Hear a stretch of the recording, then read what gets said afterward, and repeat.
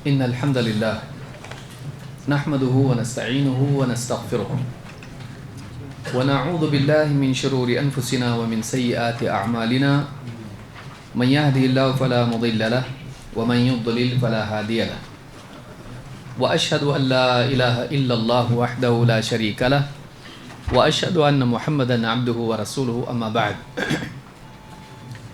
فإن خير الحديث كتاب الله وخير الهدي هدي محمد صلى الله عليه وعلى آله وسلم وشر الأمور محدثاتها وكل محدثة بدعة وكل بدعة ضلالة وكل ضلالة في النار. قال الله تبارك وتعالى فاعلم أنه لا إله إلا الله. میرے محترم دینی بھائیوں، نوجوان ساتھیوں اور قابل احترام ماں اور بہنوں،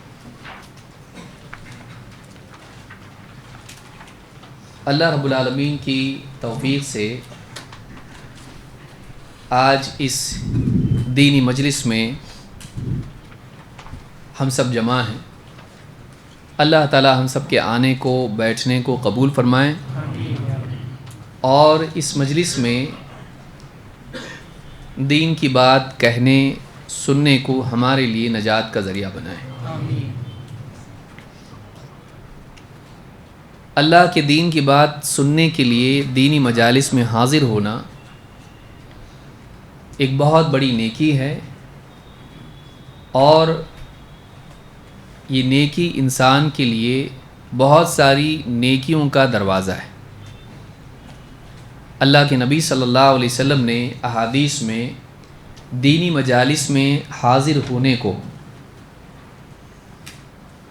ان مجالس کی فضیلت کو بیان کیا ہے. 2 حدیثیں میں آپ کے سامنے بیان کروں گا جس سے معلوم ہوتا ہے کہ یہ دینی مجالس کتنی قیمتی ہیں اور ان دینی مجالس میں حاضر ہونا کتنی بڑی نیکی ہے.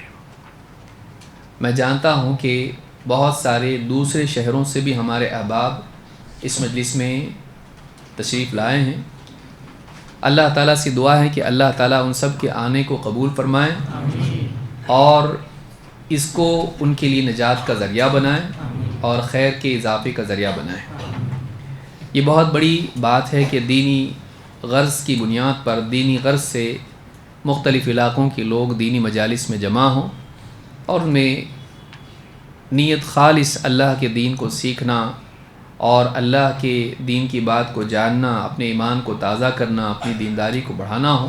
یہ بہت بڑی فضیلت کی چیز ہے اس دور میں، ایسے دور میں جس میں انسان، اس کو بند کر دو، ایسے دور میں جس میں انسان اپنا وقت موبائل فون میں لگائے رکھتا ہے. ہر وقت وہ ایک جگہ بیٹھا ہوا ہے. خاندان کے لوگ ایک دوسرے سے دور ہیں لیکن وہ دنیا سے جڑا ہوا ہے، دنیا کی نیوز، فیس بک، انسٹاگرام اور اس طرح کی چیزوں میں مگن ہے. دینی مجالس میں نہیں جاتا ہے، باہر نہیں جاتا ہے، لوگوں سے ملتا نہیں، بیمار پرسی نہیں، کسی سے ملاقات نہیں. عام طبقہ آج اسی میں بیماری میں مبتلا ہے.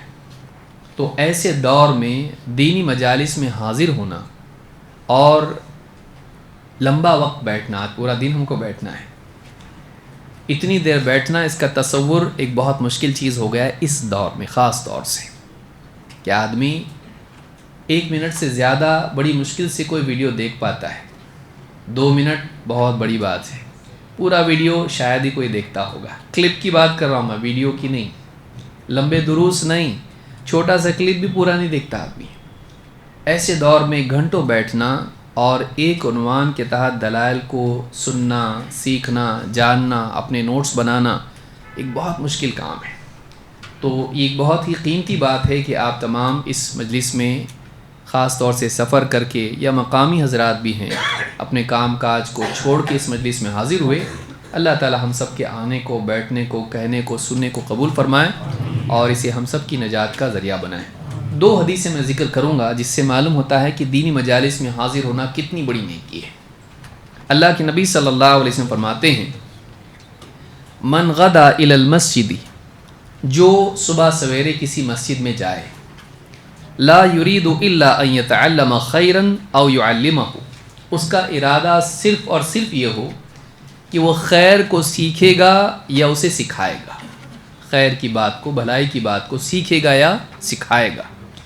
کان لہ کاجر حاج تاما حجتہ، اس کا اجر ایسا ہے جیسے حج کرنے والے کا حج ہوتا ہے، اس کا اجر ہوتا ہے، اور ایسا حج جو کامل حج ہو، اس میں نگاہوں کی حفاظت کی، حلال پیسوں سے کیا، صحیح ڈھنگ سے سارے ارکان ادا کیے، عبادات کا اہتمام کیا، ساری چیزیں ٹھیک ٹھاک اس نے کیا، ایسا حج کرنے والے کو جو ثواب ملتا ہے وہ دینی مجلس میں حاضر ہونے والے کو ملتا ہے، بشرطے کہ اس کی نیت خیر کے سیکھنے یا سکھانے کی ہو۔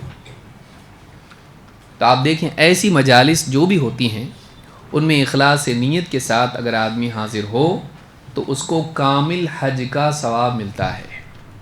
کامل حج کتنی بڑی چیز ہے۔ حج کی فضیلت یہ ہے کہ اللہ کے نبی صلی اللہ علیہ وسلم فرماتے ہیں جو حج کے لیے جائے اور ٹھیک ٹھاک حج کرے، نہ بے حیائی کے کام کرے، نہ لڑائی جھگڑے کرے، بلکہ ٹھیک سے حج کرے، واپس جب وہ لوٹتا ہے تو اس کا حال ایسا ہوتا ہے جیسے اس دن تھا جس دن اس کی ماں نے اس کو جنم دیا تھا، کوئی گناہ نہیں اس کے اوپر۔ تو حج کی یہ فضیلت ہے۔ تو دینی مجالس میں جب آدمی حاضر ہوتا ہے اخلاص نیت کے ساتھ تو یہ اس کے لیے کامل حج کا اجر و ثواب دلاتا ہے۔ اس حدیث کو امام الطبرانی نے روایت کیا ہے، اور صحیح الترغیب میں شیخ الالبانی کہتے ہیں کہ حدیث حسن صحیح ہے۔ دوسری حدیث سنیے، اللہ کے نبی صلی اللہ علیہ وسلم فرماتے ہیں من جاء مسجدی ھذا، جو میری اس مسجد میں حاضر ہو، کیونکہ اس زمانے میں علم حاصل کرنے کے لیے کس مسجد میں جانا پڑتا تھا؟ مسجد نبوی۔ تو جو میری اس مسجد میں آئے، لم یأتہ الا لخیر یتعلمہ او یعلمہ، اس مسجد میں آئے اس کی نیت اور کچھ نہ ہو، صرف یہ ہو کہ وہ خیر کو سیکھے گا یا خیر کو سکھائے گا، فہو بمنزلۃ المجاہد فی سبیل اللہ، اس کی مثال ایسی ہے جو اللہ کی راہ میں، جیسے اللہ کی راہ میں مجاہد کی ہوتی ہے، اللہ کی راہ میں جہاد کرنے والے کی طرح اس کی مثال ہے جو دینی مجلس میں حاضر ہو علم کے سیکھنے یا سکھانے کے لیے، خیر والا علم، دین کا علم سیکھنے سکھانے کے لیے آئے۔ کیونکہ جہاد کی دو قسمیں ہیں، ایک جہاد علم اور بیان والا ہے، اور دوسرا جہاد ہتھیار والا، تلوار والا، یا جو بھی ہتھیار ہوتے ہیں اس کا ہے۔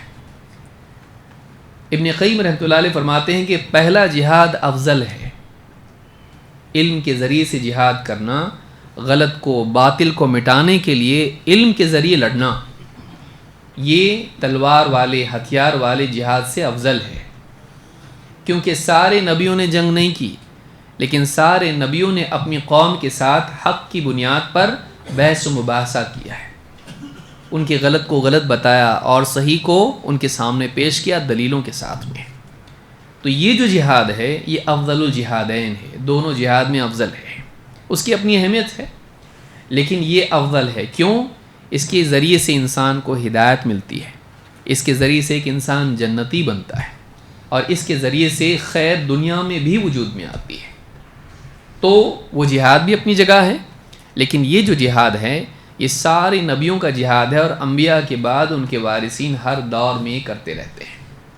اسی لیے آپ قرآن کریم میں دیکھیں گے کہ اللہ نے فرمایا کہ وَجَاهِدْهُمْ بِهِ جِهَادًا كَبِيرًا، کہ اس قرآن کے ذریعے سے ان مشرکین کے ساتھ جہاد کرو، بڑا جہاد۔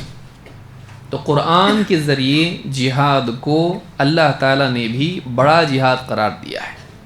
تو معلوم ہے کہ علم والا جہاد یہ بڑا ہے، باطل کو رد کرنا، شکوک اور شبہات کو دور کرنا، اس سے کئیوں لوگوں کے لیے ہدایت کے راستے کھلتے ہیں، صرف ایک نہیں۔ اگر آپ ایک آدمی غلط بیانی کر رہا ہے، شرک پھیلا رہا ہے، بدعات پھیلا رہا ہے، اگر آپ اس کا رد کر دیں اور صحیح بات لوگوں کے سامنے پیش کریں، یہ نہیں کہ وہ قتل ہو جاتا ہے، ہو سکتا ہے اس کو بھی اللہ ہدایت دے، اور اگر وہ نہ مانے تب بھی دوسرے لوگوں کے لیے، کئیوں لوگوں کے لیے ہدایت کے راستے کھلتے ہیں۔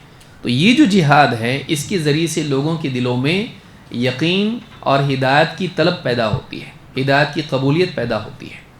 لہٰذا علم حاصل کرنا کوئی معمولی چیز نہیں ہے. اسی لیے قرآن کریم میں سب سے پہلی صورت اور پہلی وحی جو نازل ہوئی کس کے بارے میں تھی؟ علم کے بارے میں. اقرأ بسم ربک الذی خلق، اللہ نے پڑھنے کے لیے کہا اور اس میں علم کی بات اللہ نے بیان کی. تو علم بہت بڑی نعمت ہے، لہٰذا علم کے لیے سفر کرنا یہ انبیاء کا اور صالحین کا شعار ہے. اسی لیے موسیٰ علیہ السلام گئے، کس کے لیے گئے سفر کر کے؟ خضر کے پاس علم کے لیے گئے. خضر بھی نبی تھے، خضر بھی اپنے وقت کے نبی تھے. ایک نبی دوسرے نبی کے پاس گیا علم حاصل کرنے کے لیے. تو آپ دیکھیں یہ نبیوں کا طریقہ ہے. اسی طرح سے ہمارے صحابہ گئے، اسلاف گئے علم حاصل کرنے کے لیے. محدثین دور دور کا سفر کرتے تھے، دور دراز کے سفر کرتے تھے ایک ایک حدیث کے لیے. صحابہ نے ایک ایک حدیث کے لیے مصر تک کا سفر کیا ہے، شام تک کا سفر کیا ہے. ایک حدیث کے لیے مدینہ سے مصر جانا کوئی معمولی چیز نہیں. تو یہ ہمارے اسلاف کا طریقہ ہے کہ ہم دین کی بات سیکھنے کے لیے ایک علاقے سے دوسرے علاقے میں جائیں. یہ اس سنت کو زندہ کرنا ہے جو نبیوں کی اور صالحین کی سنت ہے، اور اس کے ذریعے سے دنیا میں خیر وجود میں آتی ہے. اگر یہ رک جائے تو خیر کا معاملہ رک جائے گا. لہٰذا دینی مجالس میں حاضر ہونا ایک بہت بڑی نعمت ہے اور بہت بڑا شرف ہے. آج ایک بہت ہی عظیم الشان عنوان کے تحت ہم سب یہاں جمع ہیں، اور وہ عنوان کیا ہے؟ عظمت توحید. توحید کی عظمت. توحید کتنی بڑی چیز ہے، اور توحید کی فضیلت کیا ہے، اور دین میں اس کی اہمیت کیا ہے. ان دو چیزوں کے جاننے کے لیے ہم آج یہاں جمع ہوئے ہیں. بہت سے لوگوں کے لیے یہ ایک عنوان ایسا ہوگا، توحید، پھر سے توحید. اور کتنا توحید کو سننا ہے؟ توحید کو مرتے وقت تک سننا ہے، کیونکہ مرتے وقت پڑھنا ہے. نہیں، اسلام میں انٹری کیسا ہوتی ہے؟ ہاں، توحید کی اقرار کے ساتھ، اشہد ان لا الہ الا اللہ و اشہد ان محمد رسول اللہ. اور آدمی دنیا سے آخرت میں جب انٹری ہوتی ہے تب دنیا چھوڑ کے جاتا ہے، تب بھی کیا پڑھنا ہے؟ لا الہ الا اللہ. تو توحید کی اتنی اہمیت ہے کہ اسلام میں آتے وقت بھی توحید، دنیا سے جاتے وقت بھی توحید. تو اس کے لیے توحید کو پکا کرنا ضروری ہے، کیونکہ دنیا میں فتنے اتنے زیادہ ہیں کہ یا تو انسان کی توحید کا چراغ بجھ جاتا ہے، یا پھر انسان کی توحید بیمار ہو جاتی ہے، کمزور پڑ جاتی ہے. لباس جیسے کمزور ہو جاتا ہے، اس کے نقوش دھندلے ہو جاتے ہیں، لباس بوسیدہ ہو جاتا ہے، تو اسی طرح سے توحید بھی، ایمان بھی کمزور ہو جاتا ہے. برے ماحول کی وجہ سے، غلط باتیں سننے کی وجہ سے، غلط باتیں دیکھنے کی وجہ سے، غلط تربیت کی وجہ سے. تو اپنی توحید کو ہمیشہ تازہ رکھنا اور علم کے ذریعے سے، عمل کے ذریعے سے اپنے ایمان کو مضبوط بنانا، یہ ہر مسلمان کے لیے ضروری ہے. تو توحید کی فضیلت کیا ہے، کسی کو بتانے کے لیے، خود ہم کو توحید پر جمنے کے لیے ان چیزوں کا جاننا ضروری ہے. تو آج ہم اس تعلق سے مختلف باتیں دیکھیں گے جو قرآن و سنت میں ہیں کہ توحید کی فضیلت کیا ہے. اور یہ کل ملا کے کتنی باتیں ہیں؟ 50 ابواب ہیں، دلیلیں زیادہ ہیں. ہر باب میں کبھی کبھی 2 3 بھی دلیلیں ہیں. تو دلیلیں اس سے زیادہ ہیں، لیکن باتیں کتنی ہیں؟ 50. الگ الگ ناحیے سے ہم دیکھیں گے توحید کتنی ضروری ہے، توحید کا کیا فائدہ ہے، توحید کی کیا فضیلت ہے دنیا میں، آخرت میں، اور اس کا کیا مقام ہے دین میں. یہ سمجھنے کے لیے آج ہم لوگ جمع ہوئے ہیں. اور یہ عنوان بتاتا ہے کہ قرآن و سنت میں توحید کے بارے میں کتنی باتیں بیان ہوئی ہیں، تو اس کی اہمیت کتنی زیادہ ہے، اس اعتبار سے بھی کہ اس کے بغیر دین کا تصور ہی نہیں ہے. دین میں سب سے پہلی چیز کیا ہے؟ توحید. لہٰذا آج ہم اسی عنوان کے تحت بہت سارے دلائل دیکھیں گے جن سے توحید کی اہمیت، امپورٹنس، اور توحید کی فضیلت، اس کو آپ ایکسلنس، ورچیو جو بھی کہیں انگلش میں، اس کی فضیلت کیا ہے، کہ توحید کتنی اچھی چیز ہے، ہم اس کو جاننے کی کوشش کریں گے. اللہ تعالیٰ قرآن کریم میں فرماتا ہے، آپ کو نوٹس دیے گئے ہیں، سب کو نوٹس ملے ہیں.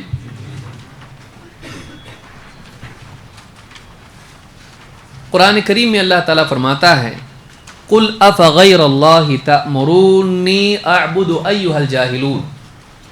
وَلَقَدْ أُوحِيَ إِلَيْكَ وَإِلَى الَّذِينَ مِنْ قَبْلِكَ لَئِنْ أَشْرَكْتَ لَيَحْبَطَنَّ عَمَلُكَ وَلَتَكُونَنَّ مِنَ الْخَاسِرِينَ بَلِ اللَّهَ فَاعْبُدْ وَكُن مِّنَ الشَّاكِرِينَ. یہ سورہ زمر کی آیت نمبر 64، 65، 66 ہے. انسان کی سعادت کی شروعات وہاں سے ہوتی ہے جہاں وہ اپنے رب اور اپنے معبود کو پہچانتا ہے.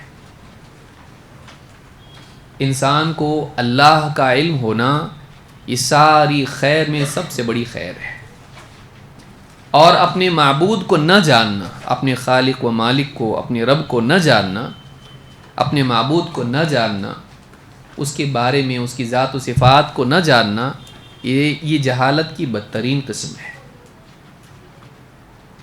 اسی طرح سے اعمال کے اعتبار سے سب سے بہترین چیز یہ ہے کہ ایک انسان اپنے مالک کا، اپنے رب کا بندہ بن کر جیے.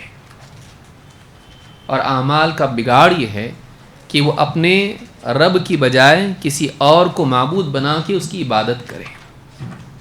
بلکہ بربادی یہ ہے کہ ایک انسان اپنے رب کو نہ جاننے کی وجہ سے یا اللہ کی عبادت کی بجائے کسی اور کی عبادت کرنے کی وجہ سے اپنی ساری نیکیاں برباد کر بیٹھے. یہ اعمال کی بربادی کی بدترین شکل ہے کہ کیا کرایا بھی برباد ہو گیا. یہی بات اللہ تعالیٰ نے اس آیت میں بیان کی ہے. اللہ تعالیٰ نے فرمایا قل، اے نبی آپ کہیے، افغیر اللہ تأمرونی اعبد ایھا الجاہلون. اے نبی آپ کہیے، اے جاہلو، کیا تم مجھے اس بات کا حکم دیتے ہو کہ میں اللہ کے سوا کسی اور کی عبادت کروں؟ جاہلو کس کو کہا جا رہا ہے؟ مشرکین کو. اے نبی آپ اس بات کا اعلان کیجئے کہ کیا تم مجھے اس بات کا حکم دیتے ہو اے جاہلو کہ میں اللہ کے سوا کسی اور کی عبادت کروں؟ اس سے معلوم ہوتا ہے کہ بدترین جہالت یہ ہے کہ ایک انسان اپنے معبود حقیقی کو نہ جانے، بلکہ اس سے بدتر یہ ہے کہ وہ اللہ کی بجائے کسی اور کی عبادت دوسروں کو کرنے کے لیے کہے، اس کا حکم دینے لگ جائے، جس میں مشرکین مبتلا تھے. نبی صلی اللہ علیہ وسلم کو اللہ نے حکم دیا کہ آپ کہیے اے جاہلو. جاہلو ان کو کہا جا رہا ہے جو مشرکین ہیں. کیوں؟ جہالت کی بدترین شکل یہ ہے کہ آدمی اپنے معبود کو نہ جانے کہ مجھ کو کس کی عبادت کرنا چاہیے، اور وہ اس معبود کی بجائے کسی اور کی عبادت کا دوسروں کو حکم دینے لگے.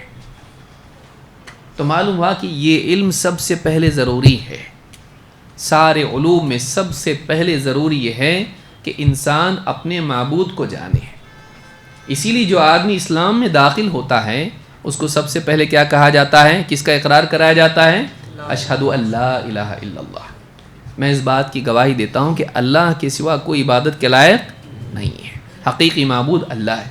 سب سے پہلے یہ جاننا ضروری ہے کہ میرا معبود کون ہے. جو یہ بھی نہ جانے، اس سے بڑھ کے جاہل اور کون ہو سکتا ہے. اسی لیے کہا کہ اے جاہلو، کیا تم مجھے یہ کہتے ہو، اس بات کا حکم دیتے ہو کہ میں اللہ کے سوا کسی اور کی عبادت کروں؟ وَلَقَدْ أُوحِيَ إِلَيْكَ وَإِلَى الَّذِينَ مِنْ قَبْلِكَ، میری طرف اس بات کی وحی کی جا چکی ہے، اور مجھ سے پہلے جتنے نبی گزرے ہیں ان سب کی طرف اس بات کی وحی کی گئی تھی. کیا؟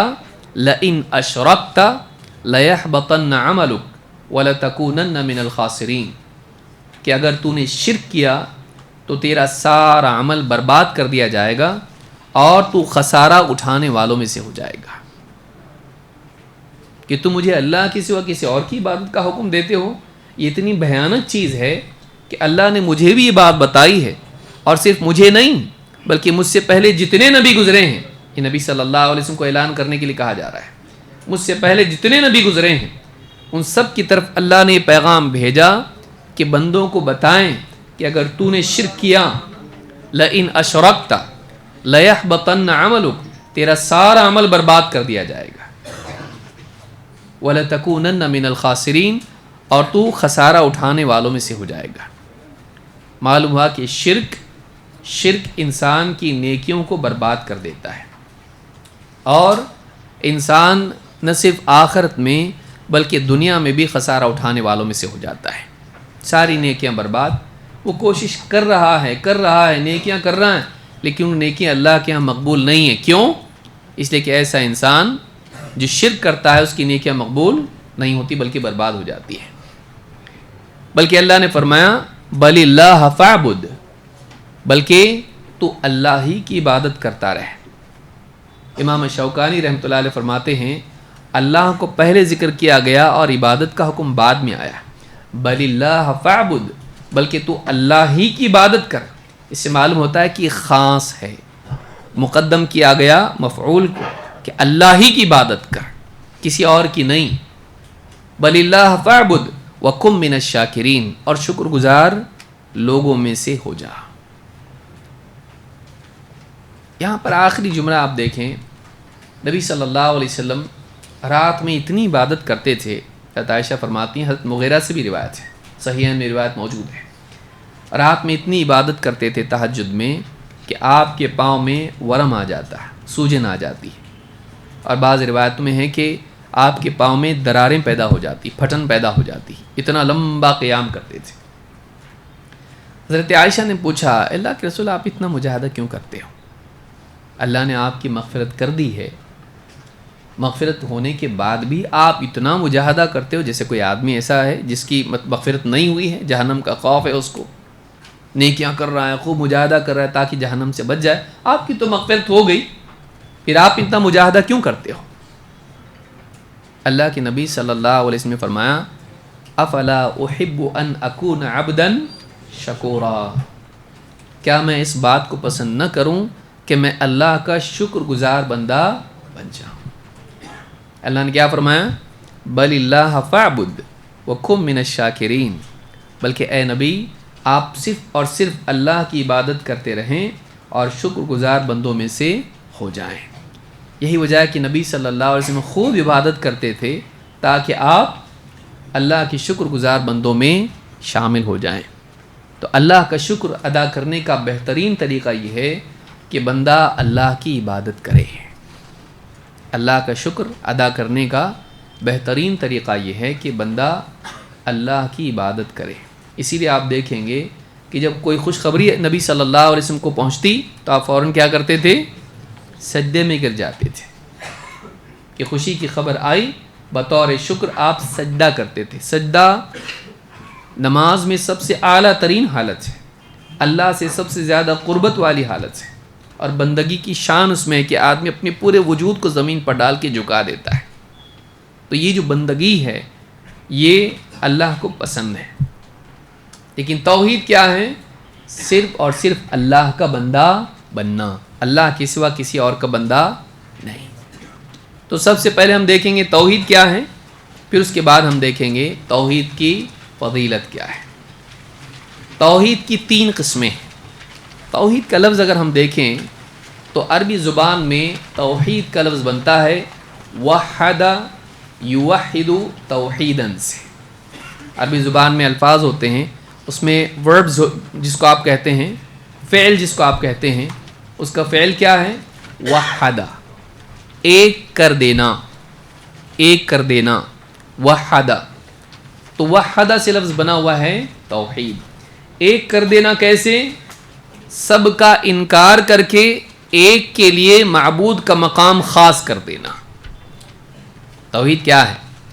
توحید یہ ہے کہ ایک انسان اللہ کے ماں سوا جتنے بھی ہیں, چاہے وہ انبیاء ہوں, فرشتے ہوں, اولیاء ہوں, پیڑ درخت ہوں, پتھر ہوں, ستارے ہوں, جنات ہوں یا کچھ بھی ہو, ان تمام کو معبود کے مقام سے ہٹا کر ان کا انکار کرتے ہوئے یہ معبود نہیں ہے. معبود کس کو ماننا؟ ایک اللہ کو ماننا. معبود کا مقام صرف ایک کے لیے خالص کر دینا کہ رب ہے تو ایک ہی ہے, معبود ہے تو ایک ہی ہے, اور اس جیسا کوئی نہیں ہے. یاد رہے گا, رب ایک ہی ہے, معبود ایک ہی ہے, یعنی حقدار وہی ہے, معبود کہلانے کا, عبادات کا حقدار وہی ہے. اور اس جیسا کوئی نہیں ہے. تو یہ تین باتیں اگر آدمی تسلیم کرتا ہے، مانتا ہے، ان کا اعتقاد رکھتا ہے، تو اس کو توحید کہتے ہیں کہ اللہ کے سوا کوئی رب نہیں، اللہ کے سوا کوئی معبود نہیں، اور اللہ جیسا کوئی نہیں. پہلی قسم کو کہتے ہیں توحید ربوبیت، رب والی توحید، رب اور کوئی نہیں، ایک ہی رب، کون؟ اللہ. دو، معبود والی توحید، الہ والی توحید. تو الہ سے لفظ بنا ہے الوہیت، توحید الوہیت. الہ ایک ہی ہے، حقیقی الہ ایک ہے. لوگوں نے بنا رکھے ہیں سچا معبود صرف اللہ ہے، یہ توحید الوہیت ہے، اللہ کے سوا کوئی عبادت کے لائق نہیں. تین، اللہ جیسا کوئی نہیں. اللہ کی جتنی صفات ہیں، اللہ دیکھتا ہے، سنتا ہے، جانتا ہے، قدرت والا ہے، زندگی موت دینے والا، اس طرح کی جتنی چیزیں اللہ کے بارے میں ہیں، اللہ جیسا کوئی نہیں ہے، اللہ کی طرح کوئی نہیں ہے.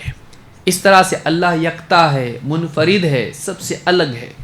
اللہ جیسا کوئی نہیں، اللہ جیسا کچھ نہیں، اللہ سب سے الگ ہے، سب سے الگ ہے، سب سے اعلیٰ ہے، سب سے الگ بھی ہے اور سب سے سبح اسم ربک الاعلیٰ. تو سب سے اعلیٰ ہے اور سب سے الگ ہے، یکتا ہے، منفرد ہے. ان تین باتوں کے ماننے کو توحید کہتے ہیں.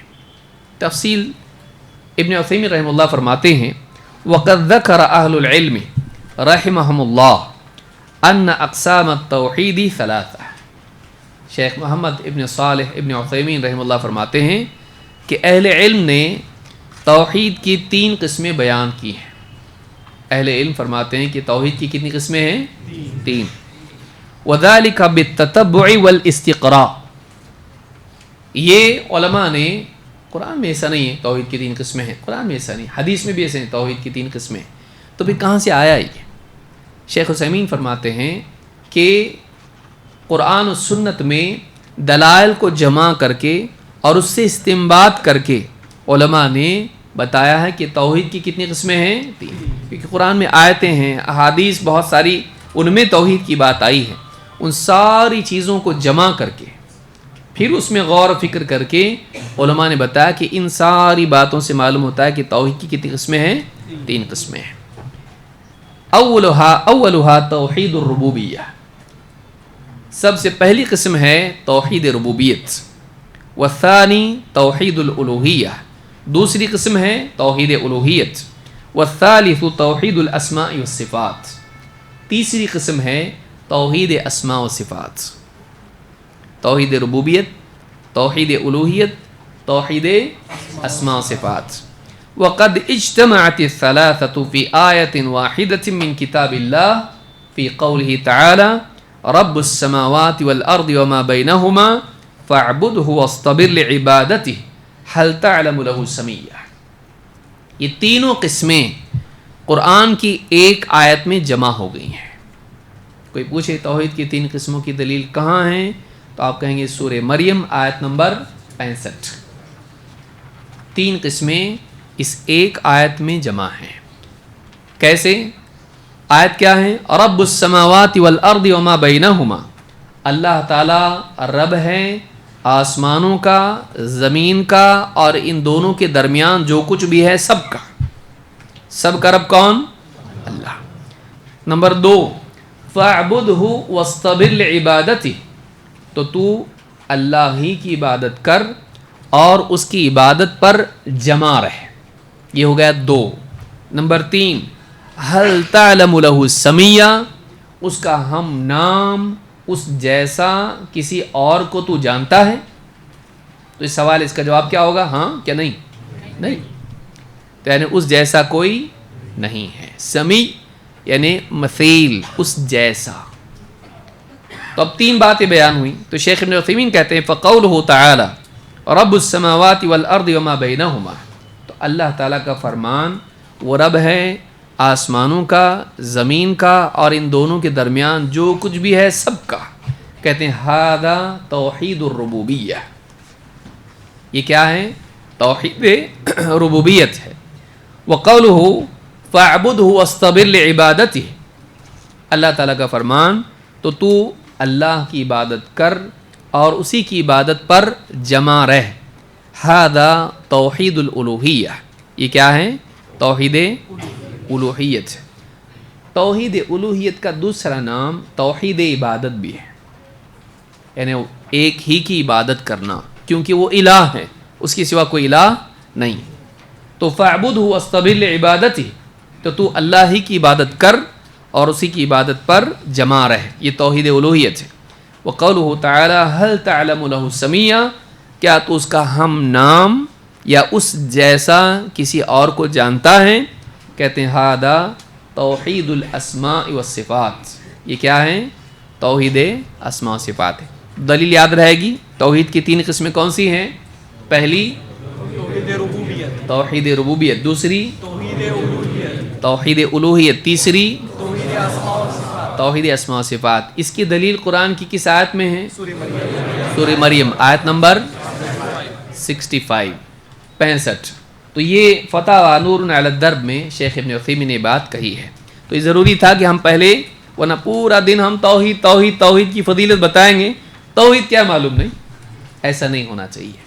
توحید یہ ہے کہ ایک انسان صرف اور صرف اللہ کو رب مانے، صرف اور صرف اللہ کو معبود مانے، اور اللہ کے ساتھ جو چیزیں خاص ہیں ان میں کسی کو اللہ جیسا نہیں مانے، بلکہ اللہ کے بارے میں جو بھی باتیں بیان ہوئی ہیں ان تمام باتوں میں اللہ کو سب سے اعلیٰ اور منفرد مانے. جیسے اللہ تعالیٰ سنتا ہے، ہم سنتے ہیں کیا؟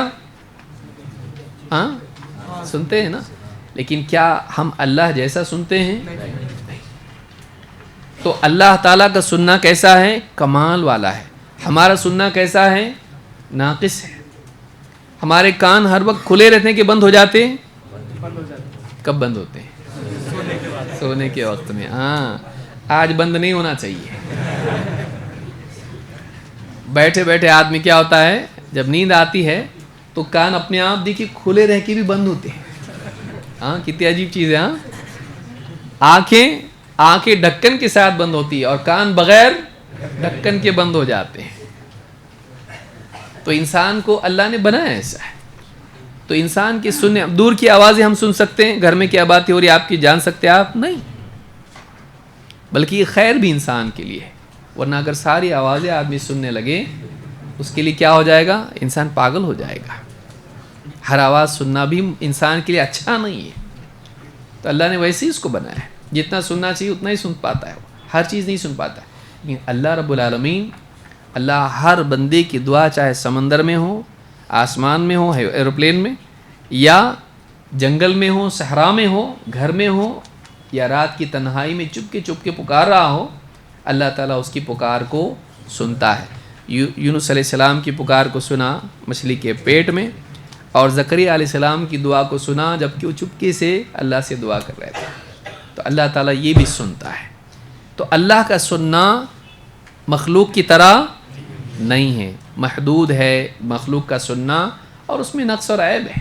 بعض اوقات ہم سنتے کچھ اور نوٹس میں کچھ لکھ دیتے، بعد میں بولتے درس میں یہی سنا تھا میں نے، نہیں سنا تھا تو نے وہ. تو بات سننے میں بھی غلطی ہو جاتی ہے. تو اللہ کا ایسا معاملہ نہیں ہے. تو اللہ کا سننے میں، اب یہ ایک صفت بتا رہا ہوں میں، دیکھنا، جاننا، پھر قدرت کا جتنے معاملات ہیں اور بہت ساری چیزیں ہیں. اللہ کا ہر معاملہ کیسا ہے؟ کمال والا ہے. بندہ ناقص ہے. تو اللہ جیسا کوئی نہیں ہے. تو 3 قسمیں ہم نے دیکھی: توحید ربوبیت، توحید الوہیت اور توحید اسماء و صفات. آئیے ہم آگے بڑھتے ہیں. توحید کی فضیلت کیا ہے؟ توحید اللہ تعالیٰ کی عظیم الشان نعمت ہے، بلکہ ساری نعمتوں میں سب سے بڑی نعمت توحید ہے، کیونکہ اس کے بغیر نہ آدمی جنت کی نعمتیں پا سکتا ہے، نہ اللہ کی رضا پا سکتا ہے. قرآن کریم میں اللہ تعالیٰ فرماتا ہے: أَلَمْ تَرَوْا أَنَّ اللَّهَ سَخَّرَ لَكُمْ مَا فِي السَّمَاوَاتِ وَمَا فِي الْأَرْضِ. کیا تم نہیں دیکھتے کہ اللہ تعالیٰ نے تمہارے لیے ساری چیزوں کو مسخر کر دیا ہے؟ تمہارے لیے پابند کر دیا ہے. ایسی ساری چیزیں جو آسمانوں میں ہیں اور زمین میں ہیں. آسمان میں ستارے، چاند اور سیارے اور جتنی بھی مخلوقات ہیں، یا اسی طرح سے پورا آسمان کا نظام، اور اسی طرح سے زمین میں ہوا، پانی، پیڑ پودے اور باقی بہت ساری چیزیں جاندار. اللہ تعالیٰ نے ان سب کو پابند بنا رکھا ہے انسان کی منفعت کے لیے. ان سب کی وجہ سے انسان کو فائدہ ہے. کیا تمہارے لیے اللہ تعالیٰ نے، کیا تم دیکھتے نہیں، اللہ تعالیٰ نے تمہارے لیے آسمانوں اور زمین کو اور ان کے درمیان جو کچھ بھی ہے سب کو پابند بنا رکھا ہے. مسخر کرنا، پابند بنا دینا. وَأَسْبَغَ عَلَيْكُمْ نِعْمَهُ ظَاهِرَةً وَبَاطِنَةً، اور تم پر اپنی نعمتیں انڈیل دیں، تم کو اپنی نعمتیں تم کو عطا کر دیں. نعمہ، کیسی نعمتیں؟ ظاہرتاً و باطنہ، ظاہری و باطنی. ساری نعمتیں تم کو اللہ نے عطا کی ہیں. کچھ نعمتیں وہ ہیں جو ظاہری ہیں، کچھ نعمتیں ہیں جو باطنی ہیں. کچھ نعمتوں کو ہم جانتے ہیں جو دکھائی دیتی ہیں. آنکھ دی اللہ نے، کان دی اللہ نے، زبان دی اللہ نے، ہاتھ پاؤں دیے، یا کھانے پینے کے لیے رزق دیا، یا لباس دیا، گھر دیا، اور بہت ساری چیزیں دی. لیکن بہت ساری نعمتیں وہ جن کو ہم جانتے بھی نہیں ہیں. وہ ہمارے لیے برابر اللہ نے انتظام کر رکھا ہے. بہت وقت کے بعد میں سائنسداں تلاش کرتے ہیں کہ دیکھو ایسا ہے. کبھی انسان کے جسم کے اندر کوئی چیز معلوم ہوتی ہے، کبھی باہر کوئی چیز معلوم ہوتی ہے. تو بہت ساری نعمتیں اللہ نے عطا کی، ظاہری و باطنی.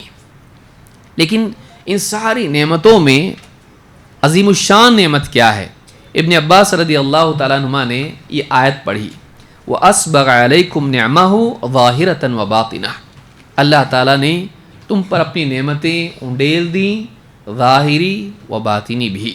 کہتے ہیں ہی لا الہ الا اللہ. یہ نعمت کیا ہے؟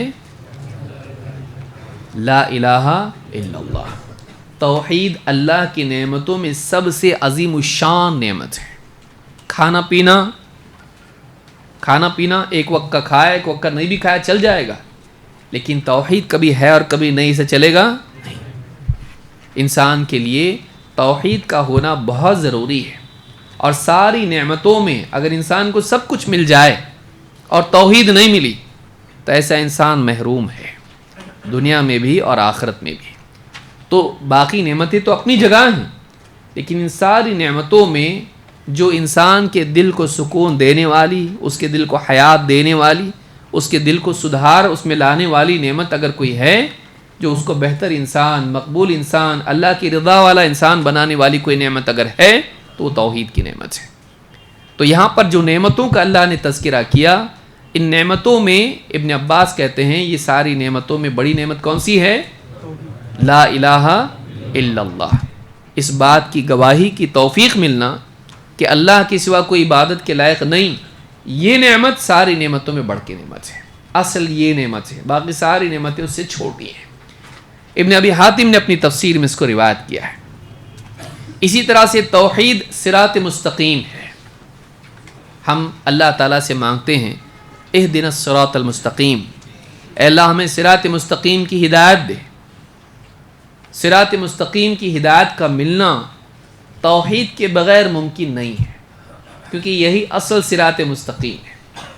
کہ آدمی نماز پڑھ رہا ہے، روزہ رکھ رہا ہے اور بہت کچھ کر رہا ہے، توحید اس کی زندگی میں نہ ہو، وہ صراط مستقیم پر نہیں ہے. صراط مستقیم کی بنیاد یہ ہے کہ اس کو توحید ملے. عیسیٰ علیہ السلام نے بچپن میں، یعنی عیسیٰ علیہ السلام نے لوگوں کو دعوت دیتے ہوئے کیا کہا؟ ان اللہ ربی وربکم فاعبدوہ، میرا رب اور تمہارا رب اللہ ہے. ان اللہ ربی وربکم، میرا رب بھی اللہ ہے اور تمہارا رب بھی اللہ ہے. فاعبدوہ، تو تم اسی کی عبادت کرو. ھذا صراط مستقیم، یہ صراط مستقیم ہے. عیسیٰ علیہ السلام کو لوگوں نے معبود بنا لیا. عیسیٰ علیہ السلام خود دعوت کیا دیتے تھے؟ میرا رب کون ہے؟ اللہ ہے. تمہارا رب بھی کون ہے؟ اللہ ہے. کیونکہ ہمارا خالق و مالک، ہم کو رزق دینے والا، ہماری حیات کو باقی رکھنے والا، ہماری زندگی میں تصرفات کرنے والا کون ہے؟ بیمار کرنا، شفا دینا، رزق دینا، بھوکا رکھنا، راحت، تکلیف، ساری چیزیں کون کرتا ہے؟ اللہ۔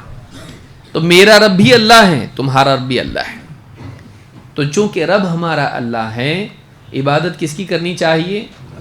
تو اس آیت میں معلوم ہوتا ہے کہ جو رب نہیں ہے وہ معبود نہیں بن سکتا ہے۔ سمجھ میں آئی بات؟ عیسیٰ علیہ السلام کیا کہہ رہے ہیں؟ میرا اور تمہارا رب اللہ ہے، تو تم اسی کی عبادت کرو۔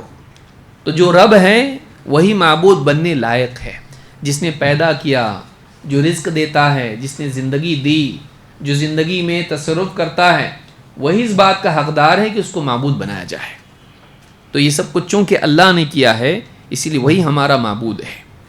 تو کہا کہ ان اللہ ربی و ربکم فاعبدوہ، میرا رب اور تمہارا رب اللہ ہی ہے، تو تم اسی کی عبادت کرو۔ ھذا صراط مستقیم، یہی صراط مستقیم ہے۔ تو معلوم ہے کہ اللہ کو رب ماننا اور اللہ ہی کو معبود تسلیم کرنا، یہ صراط مستقیم ہے۔ اس کے بغیر انسان صراط مستقیم پر ہو سکتا نہیں۔ سیدھے راستے پر وہی ہے جس کے پاس توحید ہے۔ توحید اگر نہیں ہے تو آدمی سیدھے راستے پر نہیں ہے۔ اسی طرح سورہ آل عمران میں اللہ نے فرمایا، سورہ یاسین میں اللہ تعالیٰ نے فرمایا، الم اعہد الیکم یا بنی آدم، اے بنی آدم، کیا میں نے تمہیں اس بات کا حکم نہیں دیا تھا؟ اعہد الیکم، تمہیں اس بات کی تلقین میں نے نہیں کی تھی؟ اللہ تعبدوا الشیطان، کہ تم شیطان کی عبادت نہ کرو، انہ لکم عدو مبین، اس لیے کہ وہ تمہارا کھلا دشمن ہے۔ شیطان کے فرما بردار مت بن جاؤ، کیونکہ وہ تمہارا دشمن ہے۔ دشمن کی بات مانو گے تمہیں دھوکہ دے کر کیا کرے گا؟ جہنم میں لے جائے گا۔ اے بنی آدم، اے آدم کی اولاد، اے انسان، کیا میں نے تمہیں یہ بات نہیں بتائی تھی کہ شیطان کی عبادت مت کرنا، وہ تمہارا کھلا دشمن ہے؟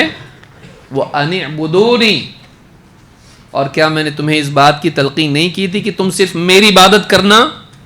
ھذا صراط مستقیم، یہی صراط مستقیم ہے۔ اب دیکھیں یہاں بھی اللہ نے کیا بتایا؟ وَأَنِ اعْبُدُونِی، کہ تم صرف میری عبادت کرو، یہ صراط مستقیم ہے۔ معلوم ہے کہ توحید کی فضیلت یہ ہے کہ توحید ہی صراط مستقیم ہے، اس کے بغیر صراط مستقیم کا تصور نہیں ہو سکتا ہے۔ کوئی آدمی کہے میں سب کچھ کرتا ہوں، توحید میرے پاس نہیں، صراط مستقیم پر ہے؟ وہ نہیں ہے۔ صراط مستقیم پر ہونے کے لیے شروعات ہی سے ہوتی کہ انسان کے پاس کیا ہو؟ توحید۔ اگر توحید نہیں ہے، پھر چاہے وہ کتنی نیکیاں کیوں نہ کرے، اس کی نیکیاں قبول ہوں گی نہیں۔ کیوں؟ کیونکہ شرک کرنے والے کی نیکیاں برباد ہو جاتی ہیں۔ شروع میں ہم نے پڑھا لئن اشرکت لیحبطن عملک، اگر تو نے شرک کیا تیرا سارا عمل یعنی تیری ساری نیکیاں برباد کر دی جائیں گی۔ تو کوئی نیکی ہے ہی نہیں اس کے پاس اگر توحید نہیں ہے تو۔ شرک انسان کی نیکیوں کو برباد کر دیتا ہے۔ تو انسان صراط مستقیم پر ہے، یہ توحید کے بغیر نہیں ہو سکتا ہے۔ صراط مستقیم پر آنے کے لیے، صراط مستقیم کا حقدار بننے کے لیے ضروری کہ انسان کے پاس کیا ہو؟ توحید ہو۔ نمبر 3، توحید دین خالص ہے۔ قرآن کریم میں اللہ تعالیٰ فرماتا ہے انا انزلنا الیک الکتاب بالحق، اے نبی ہم نے آپ کی طرف یہ کتاب نازل کی ہے حق کے ساتھ۔ حق کے ساتھ اس کی باتیں حق ہیں، اور یہ کتاب بغیر ملاوٹ کے آپ کے پاس آئی ہے۔ درمیان میں شیاطین نے اپنی طرف سے اس میں کچھ ایڈ کیا نہیں۔ جبریل امانت داری کے ساتھ، جبریل امین اللہ کی طرف سے آپ کے پاس اس کو لے کر آئے ہیں، اور اس میں جو باتیں بیان ہوئی ہیں وہ ساری کی ساری کیا ہیں؟ حق ہیں۔ حق کے ساتھ یہ نازل ہوا ہے، اور یہ کیا ہے؟ خود حق ہے۔ انا انزلنا الیک الکتاب بالحق، اے نبی ہم نے حق کے ساتھ یہ کتاب آپ کی طرف نازل کی ہے۔ فاعبد اللہ مخلصا لہ الدین، تو اے نبی اللہ کی عبادت کرتے رہیے اپنے پورے دین کو اسی کے لیے خالص کرتے ہوئے، اپنی پوری عبادات کو، اپنے پورے اعمال کو اللہ ہی کے لیے خالص کرتے ہوئے. الا للہ الدین الخالص، خبردار دین خالص یعنی عبادات میں اخلاص اپنانا، صرف اور صرف اس کے لیے عبادت کرنا، یہ اللہ ہی کا حق ہے کہ عبادات کو اللہ کے لیے خالص کیا جائے، یہ اللہ کا کیا ہے؟ حق ہے. الا للہ الدین الخالص، دین خالص اللہ ہی کا حق ہے. والذین اتخذوا من دونہ اولیاء، اور وہ لوگ جنہوں نے اللہ کے سوا دوسروں کو اپنا کارساز بنا لیا ہے، بگڑی بنانے والے اپنے اولیاء بنا رکھے ہیں، جن لوگوں نے ما نعبدہم الا لیقربونا الی اللہ زلفی، ان لوگوں کا کہنا ہے کہ ہم اپنے ان معبودوں کی عبادت اسی لیے کرتے ہیں کہ وہ ہمیں اللہ سے کچھ اور قریب کریں. ان اللہ یحکم بینہم فیما ہم فیہ یختلفون، جس اختلاف میں یہ پڑے ہوئے ہیں، حق سے اختلاف کر کے جو الگ یہ جا رہے ہیں، اللہ تعالیٰ ان کے درمیان قیامت کے دن ضرور فیصلہ کرے گا. ان اللہ لا یہدی من هو کاذب کفار، اللہ تعالیٰ کسی جھوٹے ناشکرے کو منزل مقصود تک نہیں پہنچاتا. ہدایت نہیں دیتا کا مطلب اس کو منزل تک نہیں پہنچاتا، جنت تک نہیں جائے گا وہ جو اللہ پر جھوٹ بولنے والا ہو، اور ایسا ہو جو اللہ کی بات کو جھٹلاتا ہو، کفر کرتا ہو، ناشکرا ہو. یہ سورہ زمر کی آیات ہیں. اس میں اللہ رب العالمین نے بتایا کہ الا للہ الدین الخالص، دین خالص اللہ ہی کا حق ہے. یہ کہ انسان ساری عبادات کسی کے لیے کرے. دین کا معنی کیا ہوتا ہے؟ عمل. انسان کا پورا لنا اعمالنا ولکم اعمالکم، تو دین انسان کی پوری دینداری، اس جو کچھ بھی کریں قلب سے، زبان سے، عمل سے، اپنے اعمال کو کسی کے لیے کریں، یہ جو حق ہے یہ کس کا ہے؟ یہ صرف اللہ کا ہے. کہ ساری عبادات کسی کے لیے کی جائیں، یہ صرف اور صرف اللہ کا حق ہے. الا للہ الدین الخالص. لیکن جنہوں نے اللہ کے سوا اوروں کو معبود بنا رکھا ہے، وہ کیا کہتے ہیں؟ ہم ان کی عبادت صرف اسی لیے کرتے ہیں کہ یہ ہمیں کیا کریں؟ اللہ سے قریب کریں. یعنی مشرکین کے نزدیک بھی ان کے جو معبود تھے وہ اللہ کے برابر نہیں تھے، اللہ سے بڑھ کے تو بہت دور کی بات ہے. وہ یہ مانتے تھے ہمارے معبود ہمارا مقصود نہیں ہے، ہمارا مقصود اللہ ہے. پہنچنا کس تک ہے؟ اللہ تک. یہ جو معبود ہیں یہ اللہ تک کیا کرتے ہیں؟ پہنچاتے ہیں. تو ان کا گول بھی کون تھا؟ اللہ تھا. لیکن اللہ نے ایسے لوگوں کو کیا کہا؟ ان اللہ لا یہدی من هو کاذب کفار، یہ کاذب ہیں، جھوٹے ہیں. اللہ نے ایسا کوئی قانون نہیں بنایا اللہ تک پہنچنے کے لیے اللہ کے نیک بندوں کی عبادت کرنی پڑے گی. اللہ نے ایسا قانون نہیں بنایا. تو یہ اگر یہ کہتے ہیں کہ ایسا کرنا پڑے گا، یہ جھوٹ بول رہے ہیں کہ اللہ تک پہنچنے کے لیے ہم کو بزرگوں کی قبروں پر سجدے کرنے پڑیں گے. اگر یہ ایسا کہتے ہیں تو جھوٹ بول رہے ہیں. ان کی نظر و نیاز کرنی پڑے گی، ان کو خوش کرنا پڑے گا تاکہ اللہ سے قریب ہوں، جھوٹ بول رہے ہیں. کاذب، کفار، ناشکرا ہے یہ، اور یہ کفر کرنے والا ہے، پرلے درجے کا کافر ہے. کیوں؟ اس لیے کہ حق کو جھٹلانے والا ہے اور اللہ کی نعمتیں لیتا ہے اور باباؤں کا نام لیتا ہے کہ فلاں بابا کے ذریعے اولاد ملی، فلاں بابا کے ذریعے سے ملا، جبکہ دینے والا کون ہے؟ اللہ ہے. تو یہ اللہ تعالیٰ ناشکر، انکاری اور جھوٹے کو منزل مقصود تک نہیں پہنچاتا ہے. یہ آدمی کامیاب نہیں ہوگا، یہ جنت تک نہیں جائے گا. تو ہدایت کا آخری مرحلہ یہ ہے کہ انسان جنت میں جائے. ہدایت کا یہ مطلب نہیں کہ کوئی آج شرک کر رہا ہے تو اس کو ہدایت نہیں ملے گی. ہو سکتا ہے، صحابہ پہلے شرک کرتے تھے، اللہ نے ہدایت دی. جب دل میں طلب ہوتی ہے تو اللہ ہدایت دیتا ہے. یہاں جو بات بولی جا رہی ہے وہ یہ کہ ایسا انسان اگر اڑیل ہو، اس پر اڑا رہے تو سمجھ میں نہیں آتا، اور پھر آخرت میں ایسا انسان ہدایت پا کر جنت میں نہیں جائے گا. جنت میں جانے والے کیا کہیں گے؟ الحمدللہ الذی ہدانا لہذا، تمام تعریف اللہ کے لیے ہے جس نے ہم کو اس جنت تک پہنچایا. تو ہدایت کا ایک حصہ پہنچانا بھی ہے، راستہ دکھانا، راستہ چلانا، جنت میں پہنچانا. یہ تینوں مرحلے ہدایت کے ہیں کہ راستہ دکھانا، راستہ چلانا اور جنت میں پہنچانا. تو اللہ جنت میں نہیں پہنچاتا ایسے لوگوں کو، کیونکہ وہ جنت کا راستہ چلے نہیں، نبیوں کی ہدایت کو قبول کیا نہیں، تو پھر جنت میں پہنچنا بھی ان کے لیے ممکن نہیں ہوگا. تو یہاں جو بات اللہ نے کہی الا للہ الدین الخالص، قتادہ تابعی ہیں. قتادہ رحمہ اللہ اس آیت کی تفسیر میں فرماتے ہیں الا للہ الدین الخالص، کہتے ہیں شہادت اللہ الہ الا اللہ، یعنی دین خالص اللہ کا حق ہے. سے مراد یہ ہے کہ انسان اس بات کی گواہی دے کہ اللہ کے سوا کوئی عبادت کے لائق نہیں ہے. دین خالص یہ ہے کہ انسان اس بات کی گواہی دے کہ اللہ کے سوا کوئی عبادت کے لائق نہیں ہے. امام ابن جریر الطبری نے اس کو روایت کیا اور یہ حدیث حسن ہے، یہ روایت حسن ہے.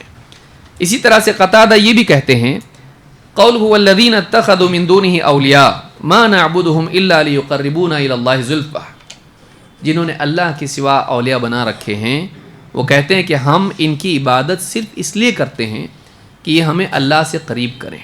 کہتے ہیں قالوا ما نعبد هؤلاء الا لیقربونا الا لیشفعوا لنا عند اللہ. مشرکین کا شرک کیا تھا؟ مشرکین کہتے تھے کہ یہ جو اللہ والے ہیں، بت ہوں یا قبریں ہوں، یہ اللہ کے ہاں ہماری سفارش کرتے ہیں، ہماری سفارش کرتے ہیں، شفاعت کرتے ہیں کہ قیامت کے دن یا دنیا میں بھی جو ہمارے مسائل ہیں یا قیامت کے دن جنت اور جہنم کا معاملہ ہے، یہ ہمارے جو بت ہیں اللہ کے سامنے ہماری سفارش کریں گے اور اللہ ان کی سفارش قبول کرے گا اور ہماری بگڑی دنیا میں بھی بنائے گا اور آخرت میں بھی. تو ان کے نزدیک جو معبود ان کے تھے وہ اللہ کے برابر نہیں تھے. بہت سارے لوگ کہتے ہیں نا ہم ان کو اللہ کے برابر نہیں مانتے. کیا مشرکین مانتے تھے کہ اللہ کے برابر ہیں، جو اللہ کرتا ہے وہ یہ کر سکتے ہیں؟ ایسا مانتے تھے؟ نہیں. وہ یہ مانتے تھے کہ اللہ اوپر ہے، اللہ بڑا ہے، یہ سفارشی ہیں، ان کو خوش کرو یہ اللہ کو خوش کریں گے اور اللہ ان کی مانے گا تو ہمارا مسئلہ حل کرے گا، چاہے وہ مسئلہ دنیا کا ہو، اولاد پانے کے اعتبار سے یا جو بھی مسائل ہوں، یا پھر آخرت کے اعتبار سے ہو، جنت جہنم کا مسئلہ ہو. تو یہ جتنے معبود ہیں یہ اللہ کے ہاں ہمارے سفارشی ہیں. آج مسلمانوں کا ایک بڑا طبقہ بھی یہی عقیدہ رکھتا ہے کہ بابا قیامت کے دن ہم ان کا دامن پکڑ کے جنت میں جائیں گے، یہ اللہ کے ہاں ہماری سفارش ایسی کریں گے کہ اللہ کو ماننا ہی پڑے گا. تو ان کو خوش کرو یہ اللہ کو منوائیں گے. تو ان کو خوش کرو کیسا؟ ان کی قبروں پر چادر چڑھاؤ، نظر و نیاز کرو، مرغے بکریاں ذبح کرو، قبروں کے طواف کرو، ان کو دور سے قریب سے پکارو، ان کی قبروں کا پانی دھو کے اس کو پیو یا جو بھی کرو. اس طرح کی جتنی بھی چیزیں ہیں کہ وہ عبادتی اعمال کر کے ان کا تقرب حاصل کرتے ہیں تاکہ انہیں اللہ کا قرب ملے. اور بہت سے تو اتنے جاہل ہو جاتے ہیں کہ پھر انہی سے مانگنے لگ جاتے ہیں. بعض اوقات آدمی چونکہ جہالت کی کوئی حدیں نہیں ہے، آدمی اتنا اترتا ہے نیچے کہ بعض اوقات اللہ کو بھول جاتا ہے، انہی سے مانگنا شروع کر دیتا ہے. لیکن مشرکین کا شرک یہ تھا کہ وہ اپنے معبودوں کو اللہ کے ہاں سفارشی مانتے تھے. سفارشی اللہ کے برابر نہیں ہوگا، اس کو سفارش کرنی پڑی، اللہ ان کی مغفرت کر دے، تو سفارش کر رہا ہوں کا مطلب وہ اللہ سے گڑ گڑا کے مانگ رہا ہے کچھ کہ اللہ اس کو معاف کر دے، اللہ اس کو بخش دے، اس کا مسئلہ حل کر دے. تو اپنے معبودوں کو سفارشی مانتے تھے، اللہ کے برابر نہیں مانتے تھے. تو شرک یہ نہیں کہ اللہ کے برابر مانے گا تو ہی شرک ہوگا، نہیں، کمتر مان کے بھی مشرک ہو سکتا ہے. سمجھ رہے ہیں بات کو کہ مشرکین اللہ سے کمتر مانتے تھے، ان کو اللہ کے برابر نہیں مانتے تھے، لیکن پھر بھی وہ مشرک بنے. کیوں؟ اس لیے کہ انہوں نے حق عبادت میں ان کو برابر کر دیا کہ اللہ کی بھی عبادت کی اور بتوں کی بھی عبادت کی. تو معبود اللہ کو بھی بنایا، ان کو بھی بنایا. تو اللہ کی عبادت میں شریک کرنے کی وجہ سے وہ مشرک قرار پائے ہیں، جبکہ وہ ان کو چھوٹا اور اللہ کو بڑا مانتے تھے. تو چھوٹے بڑے کا معاملہ یہاں نہیں ہے. معبود ان کو اگر اللہ کے ساتھ بناتا ہے مشرک ہو جائے گا، چاہے چھوٹا مان کے کرے، چاہے وہ چھوٹا مان کے کرے. تو یہ امام ابن جریر الطبری نے حضرت قتادہ کا قول ذکر کیا کہ وہ کہتے ہیں کہ ہم ان کی عبادت صرف اس لیے کرتے ہیں کہ ہمیں اللہ سے قریب کریں، یعنی ان کا مقصود یہ تھا کہ اللہ سے قریب کریں، یعنی سفارش کریں اور ہم کو اللہ سے قریب کریں. تو ان کی حیثیت معبودوں کی کیا تھی؟ سفارشی کی تھی. سوال، کیا مشرکین اپنے بتوں کو، اپنے معبودوں کو اللہ کے برابر مانتے تھے؟ اللہ سے بڑا برابر ہی نہیں مانتے تو بڑا کہاں سے مانیں گے؟ کیا انہیں اللہ سے کمتر مانتے تھے؟ کیا اللہ کے سے کمتر مان کے بھی آدمی مشرک ہو سکتا ہے؟ ہو سکتا ہے. تو معلوم ہے کہ شرک کے لیے ضروری نہیں کہ برابر ہی مانے. پھر لیکن برابر کا معنی کیا ہوا؟ کہ برابر کرنا یہ ہے کہ اللہ کو بھی معبود مانتا ہے اور اس کو بھی چاہے چھوٹا معبود مانے، چاہے چھوٹا معبود مانے، لیکن معبود تو مانا، معبود کوئی ہے اللہ کے سوا نہیں ہے. تو چاہے چھوٹا معبود مانے، اگر اللہ والا عمل اس کے لیے کرتا ہے تب بھی مشرک ہوگا، چاہے اللہ کے برابر نہ مانے. یہ نہیں کہ آدمی کا دو اللہ تھوڑی مانتے ہیں، ہم تو ایک ہی اللہ مانتے ہیں. توحید ایک اللہ ماننے کا نام نہیں ہے. اللہ ہی کو رب، اللہ ہی کو معبود اور اللہ جیسا کوئی نہیں، یہ ماننا کیا ہے؟ توحید ہے. اس کو یاد رکھیں. نمبر 4، توحید دین فطرت ہے جس پر اللہ تعالیٰ نے بندوں کو پیدا کیا ہے. یعنی انسان جب پیدا ہوتا ہے تو پاک صاف ہوتا ہے، اس کا عقیدہ بگڑا ہوا نہیں ہوتا ہے. بعد میں بری تربیت اس کو بگاڑتی ہے. تو اللہ تعالیٰ کسی کو مسلمان کے گھر میں پیدا کرے یا مشرک کے گھر میں، وہ جو بچہ ہوتا ہے اس کی فطرت زندہ ہوتی ہے، وہ فطرت پر پیدا ہوتا ہے، یعنی اس کے اندر پہلے سے غلط عقائد بھرے ہوئے نہیں ہوتے. ایسا نہیں ہوتا ہے کہ جیسے ایک آدمی مشرک سے پیدا ہوا، چونکہ باپ مشرک ہے، ماں مشرک ہے، بچہ بھی پہلے ہی سے مشرک ہوگا. ایسا نہیں ہوتا ہے.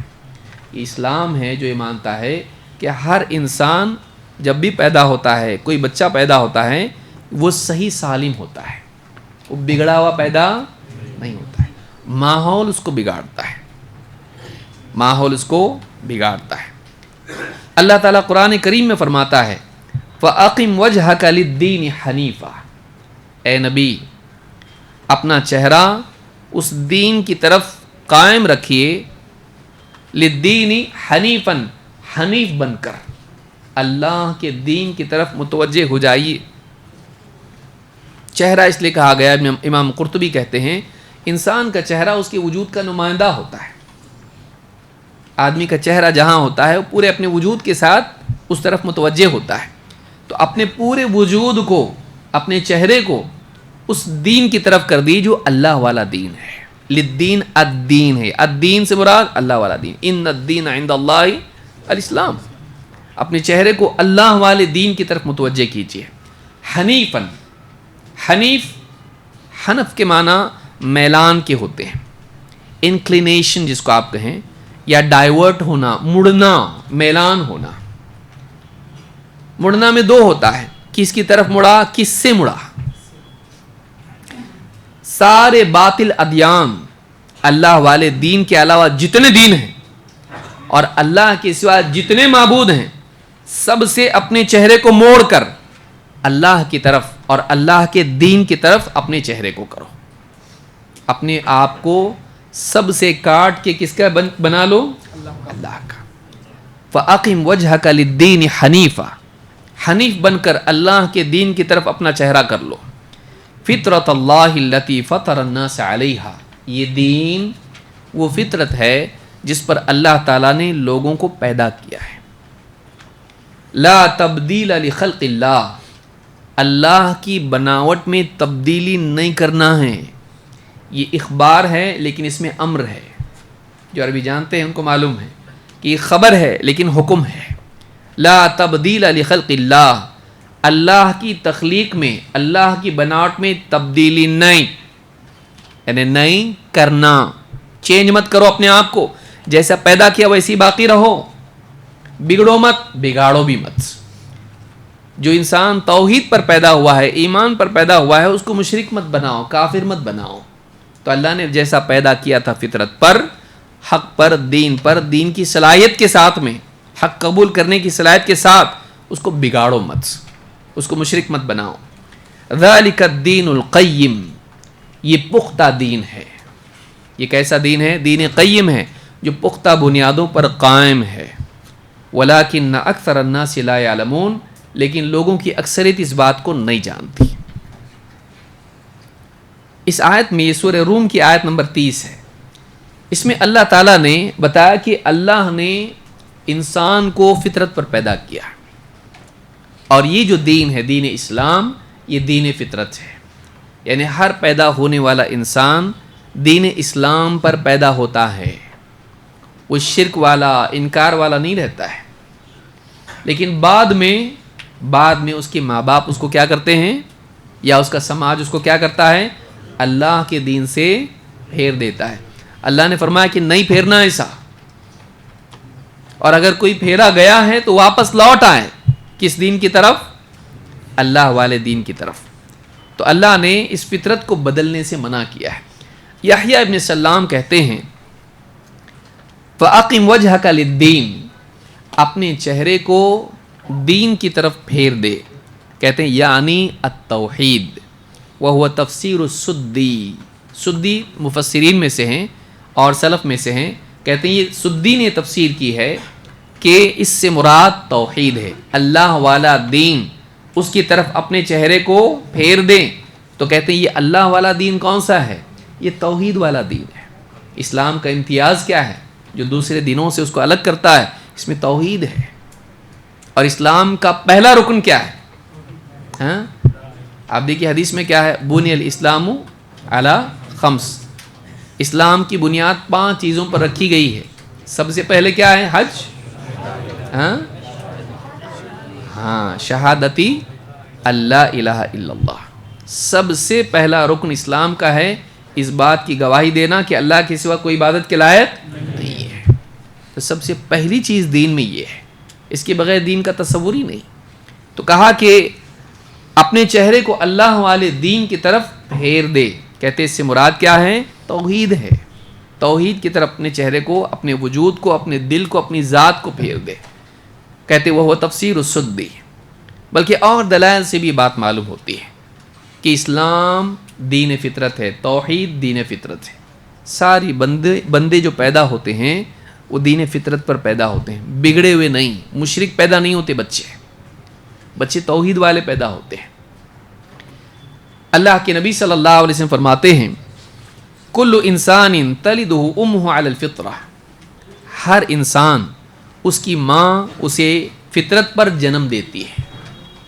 ہر انسان کو اس کی ماں فطرت پر جنم دیتی ہے. وَأَبَوَاهُ بَعْدُ يُحَوِّدَانِهِ وَيُنَصِّرَانِهِ وَيُمَجِّسَانِهِ. لیکن پھر اس کے ماں باپ بعد میں اس کو یا تو یہودی بنا دیتے ہیں، یا پھر اس کو نصرانی بنا دیتے ہیں، یا اس کو مجوسی بنا دیتے ہیں. یہودی جوز، نصرانی کرسچنز، مجوسی آگ کی پرستش کرنے والے، آگ کی پوجا کرنے والے مشرکین. فَإِن كَانَ مُسْلِمَيْنِ فَمُسْلِمٌ. ہاں اگر ماں باپ دونوں کے دونوں مسلمان ہوں تو پھر بچہ بھی کیسا ہوتا ہے؟ مسلم ہوتا ہے. تو اس حدیث سے بات معلوم ہوتی ہے کہ بچہ فطرت پر پیدا ہوتا ہے، بگاڑ ماحول کی وجہ سے آتا ہے. ماں باپ اگر یہودی ہے تو یہودی، عیسائی ہے تو عیسائی، اور مجوسی ہے تو بچہ بھی کیسا بن جاتا؟ مجوسی. یعنی جیسی تربیت اس کو ملتی ہے، جیسا ایجوکیشن اس کو ملتا ہے، بچے کی مینٹالٹی ویسی بن جاتی ہے. کیوں؟ اس لیے کہ بچہ ماں باپ جو بھی دیتے ہیں اس کو لے لیتا ہے، جو بھی دیتے وہ قبول کر لیتا ہے. اماں باجی کہتی ہیں چاند میں پریاں رہتی ہیں، اچھی بات ہے بولتا ہوں، چاند میں پریاں رہتی ہیں تو مان لیتا ہو. اس میں ریزسٹنس نہیں ہوتا، اس کے اندر قبولیت ہوتی ہے. جو بولے وہ کرتا، جو بولے وہ مانتا. تو یہ جو اس کے اندر وہ کورے کاغذ کی طرح ہوتا ہے، آپ اس پر چاہے تو صحیح بات لکھیں چاہے تو غلط بات لکھیں، اس کے اندر قبولیت کا مزاج ہوتا ہے، اور یہی اسلام کی اصل ہے۔ اسلام کیا ہے؟ اسلام کی اصل یہ ہے کہ اللہ کے حکم کے لیے انسان اپنے آپ کو تیار رکھے۔ اذ قال له ربه اسلم قال اسلمت لرب العالمین، ابراہیم علیہ السلام کے بارے میں اللہ نے فرمایا کہ جب اس کے رب نے اس سے کہا فرما بردار بن جا، تو ابراہیم نے کہا رب العالمین کے لیے میں فرما بردار ہو گیا۔ حکم آیا عمل کیا، جو بھی آیا مان لیا، جو بتایا قبول کیا۔ تو یہ جو قبولیت ہے پیدائشی طور پر بچے میں ہوتی ہے، اس کو جیسا دیں گے وہ اس کو مان کے چلتا ہے۔ تو کہا کہ ہر بچہ فطرت پر پیدا ہوتا ہے، پھر اس کے ماں باپ اسے یہودی، نصرانی، مجوسی بناتے ہیں۔ اگر ماں باپ مسلم ہیں تو بچہ بھی کیسا بنتا؟ اس سے معلوم ہوتا ہے کہ بچے بگڑ رہے۔ کیوں بگڑ رہے ہیں؟ بڑی وجہ کیا ہے؟ ماں باپ بگڑے ہوئے ہیں۔ تو ماں باپ اگر اپنے آپ کو اچھا بنا لیں تو اس کا نتیجہ کیا نکلے گا؟ بچے بھی اچھے بنیں گے۔ بعض اوقات ماں باپ اچھے ہوتے ہیں لیکن تربیت میں کچے ہوتے ہیں، تو بچوں کی تربیت نہیں کر پاتے، وہ تو بچوں میں بھی کیا آتا ہے؟ بگاڑ۔ نگرانی نہیں کرتے، پودے کو تو برابر پانی دیتے لیکن بچے کی نگرانی نہیں کرتے ہیں۔ پودے کو بولتے اگر نہیں دیں گے تو کیا ہو جائے گا؟ سوکھ جائے گا، لیکن بچے کی تربیت برابر کرتے، جب جی میں آیا پانی دیتے، ایسا کرتے، کیا کرتے؟ ریگولر دیتے برابر، لیکن بچوں کی تربیت ریگولر کرتے نہیں کرتے۔ ہاں کوئی مولوی صاحب خطبہ بہت بڑا دے دیے غصے والا، بچوں کو بچاؤ، گھر پہ آ کے سب کو بچانے کی کوشش کرتے، کبھی تو بھی ایسا ہوتا، جوش میں آ کے یہ بن وہ بن سب کر دیتے۔ ہاں بچے بولتے ان کو کیا ہوا؟ ماں بولتی 4 دن کا ہے وہ، ٹھیک ہے۔ جمعہ کا خطبہ میں زمانے سے جانتی ان کو۔ آج خطبہ کس کا تھا پوچھتی اماں، اس کو معلوم رہتا ہے یہ خطبہ ایک آدھ دن سن کے آتے، پورے گھر میں چینج لانے کی بات کرتے، اور 2 دن کے بعد خود واپس سے چینج ہو جاتے، جیسے تھے ویسے واپس سے ریسیٹ۔ ماں باپ کا بگاڑ بچوں میں بگاڑ پیدا کرتا ہے، لہٰذا اگر سدھار بچوں میں لانا ہے تو سدھار کہاں سے شروع ہونا چاہیے؟ ماں باپ سے۔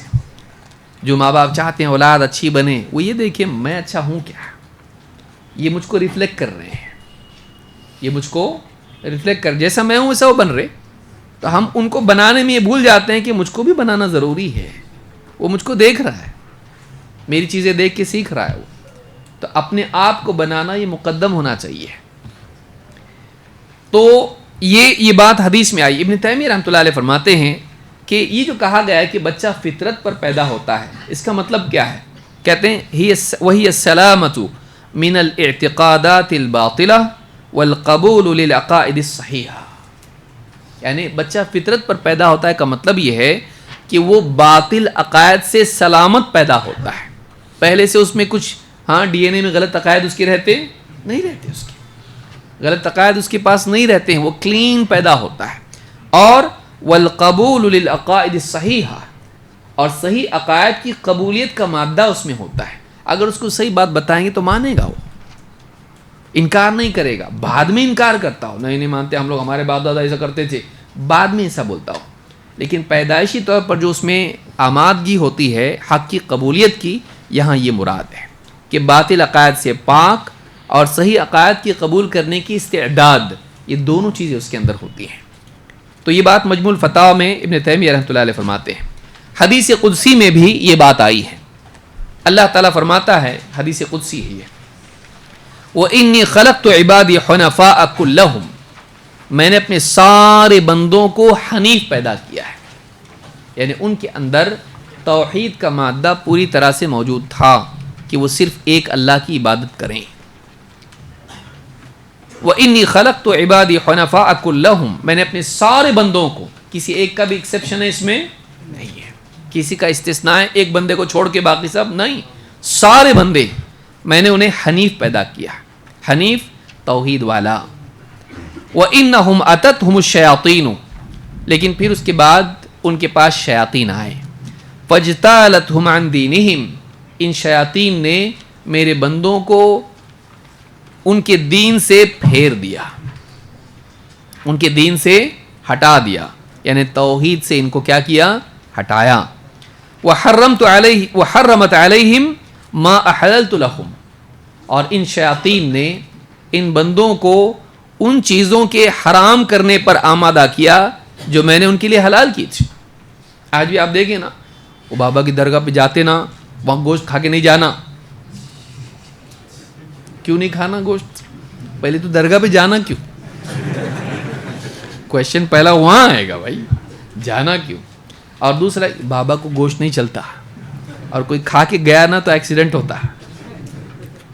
مشرکین بھی یہ کیا کرتے تھے کہ وہ کچھ جانوروں کو حرام کر دیتے، ایسا پیدا ہوا تو حرام، یہ بابا کے نام پہ، یہ فلاں بت کے نام پہ، تو کوئی اس کو چھیڑتا نہیں تھا اس جانور کو۔ تو بہت ساری چیزیں اعتقاد کے اعتبار سے شرکیہ طور پر، یا انہوں نے اپنے طور پر تقسیم کر دی تھی، یہ عورتوں کے لیے حرام، یہ مردوں کے لیے حرام، یہ فلاں کے لیے حرام، تو اپنی طرف سے حلال و حرام کرنا یہ انسان کے لیے اختیار ہے اس کا؟ نہیں ہے، یہ اللہ کا حق ہے۔ تو کہا کہ ایک تو یہ کہ شیاطین ان کے پاس آئیں اور انہیں توحید والے دین سے پھیر دیا۔ دو، شریعت کے احکام میں بھی میں نے جن چیزوں کو ان کے لیے حلال کیا تھا انہوں نے کیا کر دیا ان کے لیے، یعنی ان کو وسوسے ڈال کے ایسا کرنے لگایا۔ وَأَمَرَتْهُمْ أَن يُشْرِكُوا بِهِ مَا لَمْ أُنزِلْ بِهِ سُلْطَانًا، اور ان شیاطین نے ان بندوں کو حکم دیا کہ وہ میرے ساتھ شریک کریں جبکہ میں نے اس کے بارے میں کوئی دلیل نازل کی نہیں تھی۔ اپنی طرف سے انہوں نے کیا کہ اللہ کے ساتھ شریک کیا، جبکہ اللہ تعالیٰ نے ایسی کوئی بات نہیں بتائی کسی نبی کے ذریعے کہ میرے ساتھ بھی فلاں کو شریک کرو، یہ میرے ساتھ شریک ہے۔ تو مشرکین اپنے بتوں کو اللہ کے ساتھ شریک کرتے تھے، نصارہ نے شریک کیا، یہود بھی شریک کرتے تھے۔ کیسے؟ اللہ کی شریعت میں تبدیلی کا اختیار انہوں نے اپنے عالموں کو دیا تھا۔ اتخذوا احبارہم ورہبانہم اربابا من دون اللہ، یہ رب ہے جو شریعت دیتا ہے، تو انہوں نے اختیار کس کو دے دیا؟ اپنے احبار کو دے دیا، اور رہبان کو نصارہ نے دے دیا، عابدوں کو، عالموں کو، عابدوں کو یہ اختیار دے دیا، تم جو حلال بولے حلال، جو حرام بولے وہ حرام۔ تو اس طرح سے یہ صحیح مسلم کی حدیث ہے، اس سے معلوم ہوا کہ سارے بندے فطرت پر پیدا ہوتے ہیں، اور فطرت سے مراد کیا ہے؟ توحید۔ تو اسلام کا عقیدہ یہ ہے کہ انسان بگڑا ہوا مشرک کافر پیدا نہیں ہوتا ہے، وہ فطرت پر پیدا ہوتا ہے، بعد میں بگاڑ آتا ہے۔ تو یہ جو بولتے ہیں نا لوگ، پہلے لوگ مشرک تھے، پھر بنتے بنتے اتنا ایڈوانس ہوتے ہوتے پھر ایک اللہ کو ماننے لگے، یہ غلط عقیدہ ہے۔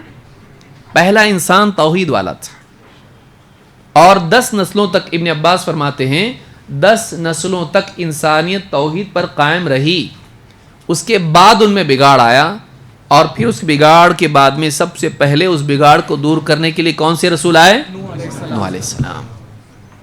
اور کتنا محنت کرنی پڑی ان کو؟ 950 سال۔ کتنا ڈینجر بگاڑ ہے سوچئے۔ تو یہ پہلا بگاڑ جو آیا یہ شیاطین کے ذریعے سے آیا، اور انہوں نے ان کو بت بنانے لگایا، اور پھر بتوں کو ہی وہ لوگ پوجنے لگ گئے۔ تو اللہ تعالی ہم سب کو توفیق عطا فرمائے۔